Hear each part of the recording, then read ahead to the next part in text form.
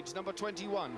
In second place, number 5 from Southend-on-Sea, Phil Borley. In third place, the window fabricator, the man who makes and fits windows, Steve Ives, number 37. So Steve Ives on the Stockport Motorcycle Centre machine in third. Now Ives is the championship leader on 28 points. None of the men in front of him can really bother him. Jim Moody is in 13th place in the championship standings. So if Steve Ives is getting the right sort of pit signals, and I'll ask the other Steve alongside of me, we have to assume he has, that he won't be panicking, will he? No, I don't think so. I mean, from his point of view, he'd be quite happy for Jim Moody to win the race because he's way down in the championship. But he'd still like to be up there himself. But he's really pulled it out the bag from this one. But he did qualify very well here today. But a lot of the front runners in the championship were way down on the grid. Mike Edwards was down in 17th position. Paul Brooks down in 23rd. So I don't know if some of the riders had problems this morning, but you can see as he breaks into that corner. In fact, he has two softer front springs in the forks, in my opinion, because the machine is bottoming out, causing the rear wheel to hop and skid, which is causing it not to handle very well going into the hairpin. So he could look at this playback and probably make some adjustments to his bike to make him lap here at Mallory Park faster. So there you are. Machine development courtesy of the BBC for Jim Moody. He can watch the tape and see what to do to set his bike up, but it certainly doesn't seem to be hampering his progress out of Gerrard's. But having said that, number 5, Phil Borley now is really flying, and Moody's bike seems to stretch out that gap just a fraction, coming up towards the S's. But Ives in third place is closing them down. The second place man, Phil Borley, has had 1 or 2 successful outings in the European Series. He was 10th in Austria this year. In 1989, he got faster as the season went on, finishing in third place at Brands. He's rounding off 1990 in style because Borley is really storming on now, and he is in fact sitting in 7th place in the championship and could well pick up 9 points from this one.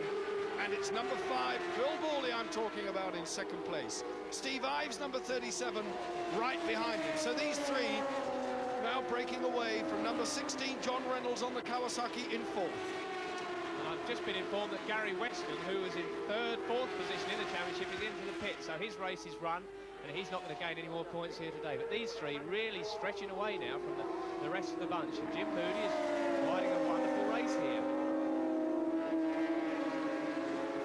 The 4th place man, I mentioned briefly at the start, the 4th place man, John Reynolds, number 16, was excluded from the Thruxton meeting as Borley goes through on the inside. I'll have to put that remark on ice for a minute because it's all happening at the chicane here. Borley fighting up to Jim Moody. There's Reynolds, number 30 in your picture. Number 30 is a late entry. I'll give you that name as soon as I can. It's Francis Williamson, of course. Francis Williams, number 30 in the programme, but he's at the race. Saw only in the hairpin once again. Jim Moody, and he's through.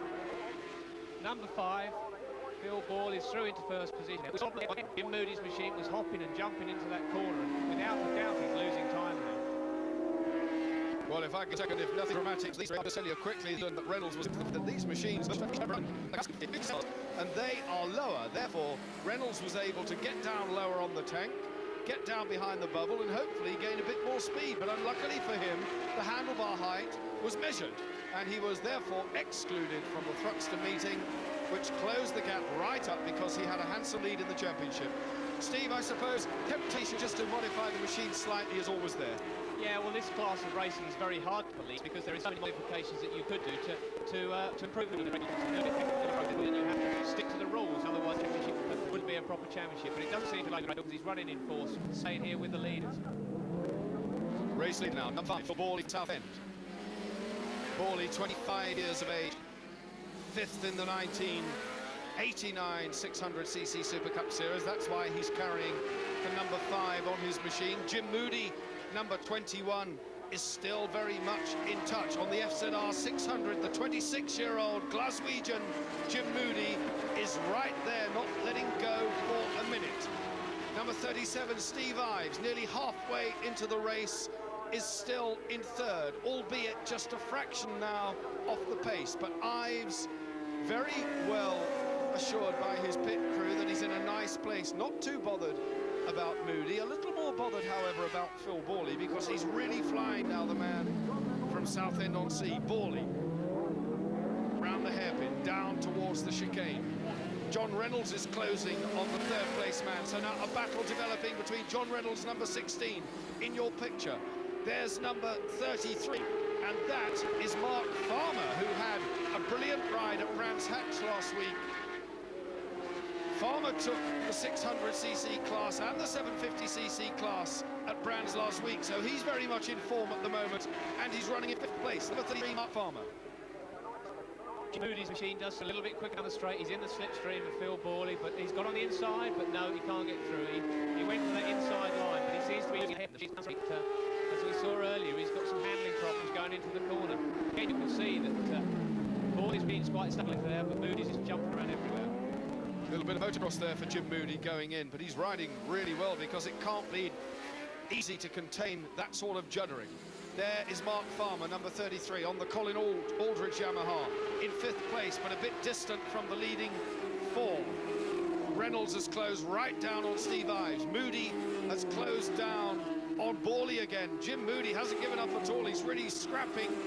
Steve, that sort of handling problem, is that going to get worse as the race goes on? Yes, it could easily do, because the front forecoil probably gets thinner as the temperature rises, and it could get worse as the race goes on. But these front 2 machines are virtually identical. In fact, the front 3, but the rider does have the choice to fit different forecoils and different springs and suspension modifications, and that's really what's down to maybe winning races, is being able to set your machine up so it handles properly. There's a lot of effort and skill involved in that. Borley through the chicane. On the St. Neots Motorcycles ZZR Yamaha. So the 600 Yamaha, Phil Borley going very well indeed. Also currently well up in the 600cc National Championship, apart from the Super Cup Series. 600 class is a class which Borley rides extremely well. And on his best days, he's unbeatable, and he's having one of those better occasions here at Mallory Park, without a doubt. He advances Jim Moody, who is just over 10th behind him. I mean, there's nothing between these top 3, and John Reynolds now has fallen away a little bit, as has Mark Farmer, the 5th place man, number 33. Number 30, Francis Williamson, is in 6th. And Russ Dreyer is in 7th. So Russ Dreyer gave us a good ride at Thruxton.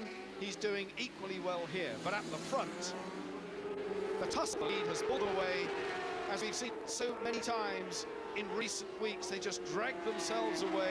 The conditions here and the circuit, Steve, has been resurfaced, obviously much better now. Yes, the lap times have come down nearly a second since last year because of the resurfacing.